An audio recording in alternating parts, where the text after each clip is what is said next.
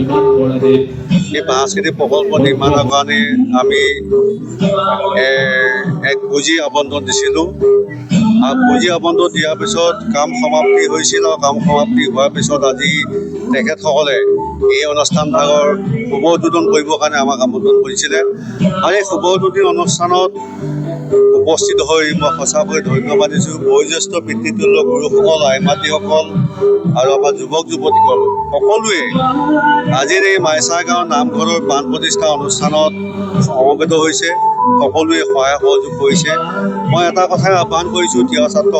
সাহিত্য পৰিষদৰ মুখ্য কাৰ্যবাহী সদস্য হিচাপে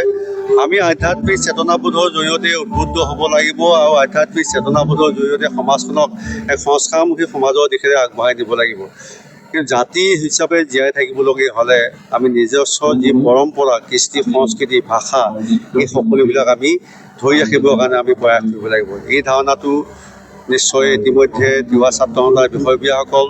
মহিলা সন্থাৰ বিষয়ববীয়াসকল সাহিত্য সভাৰ বিষয়ববীয়াসকলে ধেমাজি জিলাত তেখেতসকলে এইটো ব্যৱস্থা গ্ৰহণ কৰিছে আৰু আমিও তিৱা সাহিত্য পৰিষদৰ জৰিয়তে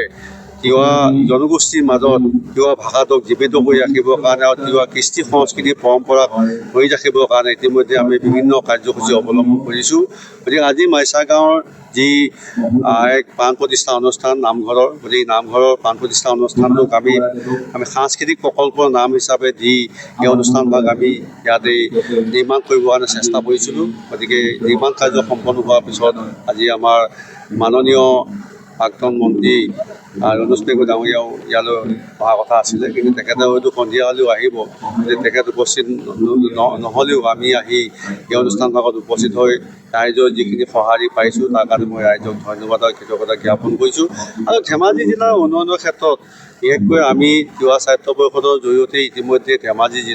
জিলাৰ যি 28খন তিৱা গাঁও আছে সেই 28খন তিৱা গাঁও অসম চৰকাৰৰ নেতৃত্বত মাননীয় মুখ্যমন্ত্ৰী হিমন্ত বিশ্ব শৰ্মা ডাঙৰীয়া আৰু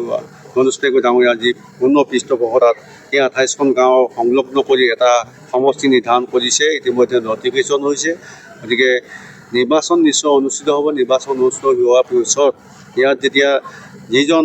পাৰিষদ নিৰ্বাচিত হ'ব এই পাৰিষদৰ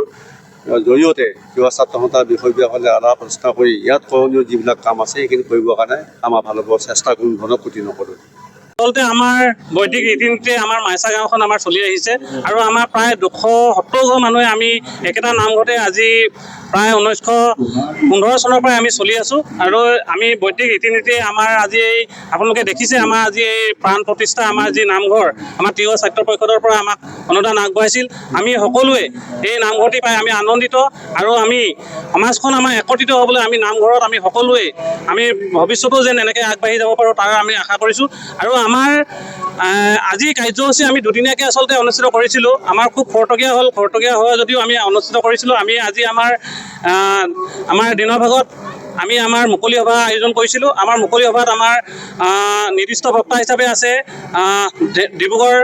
উপস্বাস্থ্য কেন্দ্ৰৰ সঞ্চালক তথা জইণ্ট ডাইৰেক্টৰ অফিচৰ সঞ্চালক তেখেত আমাৰ মাজত আছে বিমান বৰা তেখেতে আমাক বক্তব্য আগবঢ়াব আৰু লগতে আমি ব্যাসাচাৰ্য নিমন্ত্ৰণ কৰিছিলোঁ হয়তো লখিমপুৰৰ পৰা আমাৰ আধ্যাত্মিক গুৰু আমাৰ লোহিত শৰ্মা দেৱশৰ্মা তেখেত আমাৰ মাজত উপস্থিত আছে আমি ইতিপূৰ্বে দিনৰ ভাগত আমি এই অনুষ্ঠান আয়োজন কৰিম আৰু সন্ধিয়ালৈ আমাৰ